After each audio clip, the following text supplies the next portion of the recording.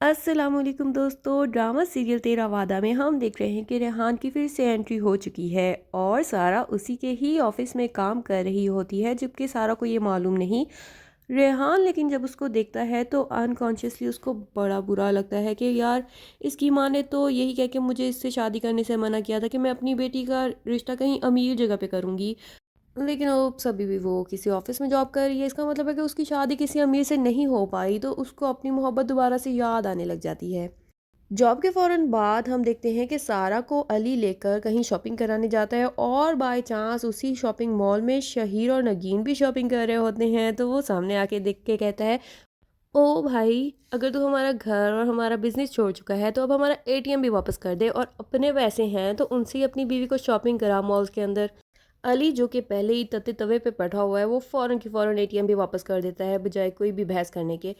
और फिर जो है नगीन, वो शहीर को और ज़्यादा अप्रिशिएट करती है कि भाई तूने बड़ा अच्छा किया है, सारा जैसी फैमिली से लड़की है ना, ये देखना अभी इसके पास जब इसको पता चलेगा कोई पैसे ही नहीं है तो खुद ही भाग जाएगी।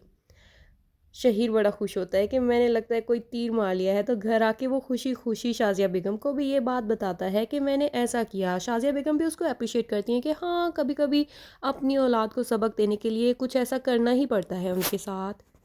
दूसरी तरफ हम देख रहे होते हैं कि मारिया घर बैठी ड्रामे में खोई हुई है। साइम जबकि घर आ रही होती है और कॉल पे किसी के सामने सारा का नाम दे देती है, तो मारिया के कान उसी टाइम खड़े हो जाते हैं कि वही तू किसके साथ मेरी बहन की बातें कर रही है, और उसे कहती है कि तुम्हें मेरी बहन की इन्फॉर्मेशन दे कौन रहा है आखिर।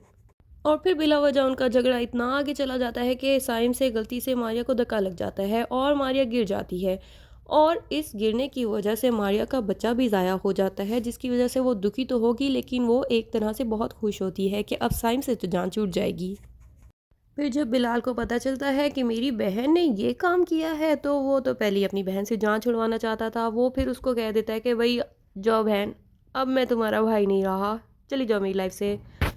उसके बाद हम देखते हैं कि सारा मारिया को तसल्ली देने आई हुई होती है, लेकिन गलती से सारा के मुंह से फिसल जाता है कि क्या पता साइम से गलती से तुम्हें धक्का लग गया हो, उसने जानबूझ के ना दिया हो।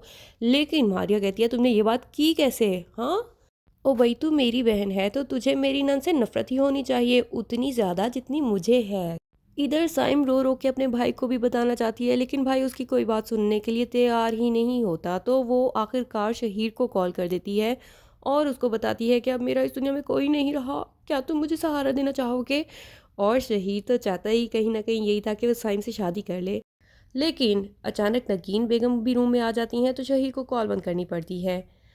अब हम देखेंगे कि शहीद साहब साइम को सहारा देते हैं कि नहीं, और मारिया साइम से छुटकारा हासिल कर पाती है कि नहीं। अगली एपिसोड का रिव्यू जानने के लिए मेरे चैनल को सब्सक्राइब कर लीजिए, और अगर वीडियो पसंद आई हो तो लाइक भी कर दीजिएगा। Thank you. अल्लाह हाफिज़।